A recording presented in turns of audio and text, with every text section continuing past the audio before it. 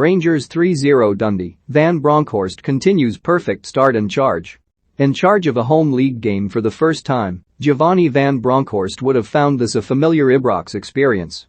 3 years as a Rangers player made him accustomed to the kind of persistent attacking play needed to wear down a stubborn opponent or find a route past an inspired goalkeeper.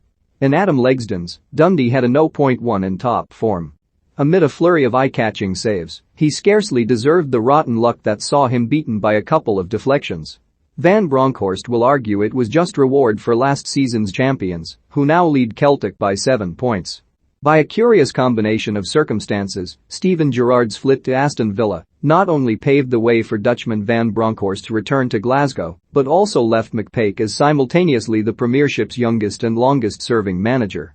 The 37-year is facing up to an extended period without key man Lee Ashcroft, and the big defender's penalty box fortitude might well have come in handy here. In Ashcroft's absence, defenders Liam Fontaine and Ryan Sweeney were directly involved in Rangers' first 2 goals.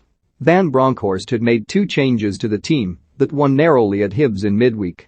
Veteran midfielder Stephen Davis dropped out for Scott Arfield, while more surprisingly there was no place in the match squad for Ryan Kent, the attacker presumably nursing an injury.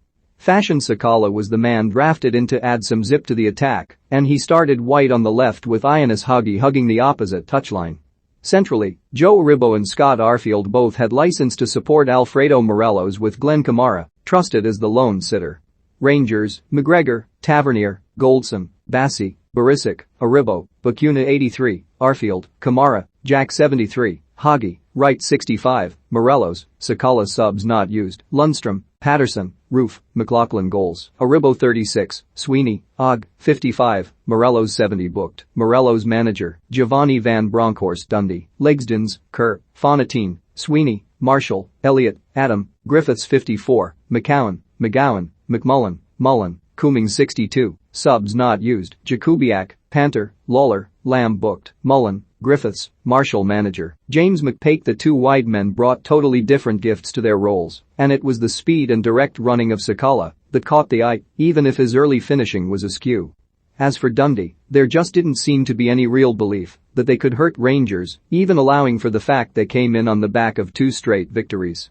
Striker Danny Mullen has scored in each of those wins over Motherwell and St Johnstone, but here he cut an isolated lonely figure. Frustration, then, probably accounted for the rash tackle that saw him topple Sakala and pick up a yellow card from Alan Muir. By that point Rangers' momentum was building. Legston's, it has to be said, was performing minor heroics. There was agility and strong arms to tip a left-foot Sakala shot wide, safe hands to gather in Borna Barisic's speculative drive and sharp reactions to turn away Connor Goldson's header. Yet at the moment of truth, something went awry. Aribo, Rangers' best player this season, always looked liable to shoot as he maneuvered infield from the right, but there wasn't a whole lot of power in the effort unleashed from 20 yards. And yet it found a way past Legston's, courtesy of a touch from Fontaine. When he's not in the groove, Morelos tends to be a scruffy finisher, and there was no poise or control on either of the 2 finishes with which he should have wrapped up the points before halftime. First, Hagi's pass released him on goal, but, with only Legston's to beat, the Colombian crudely bashed his foot through the ball, and the ball ricocheted off the keeper's legs to safety.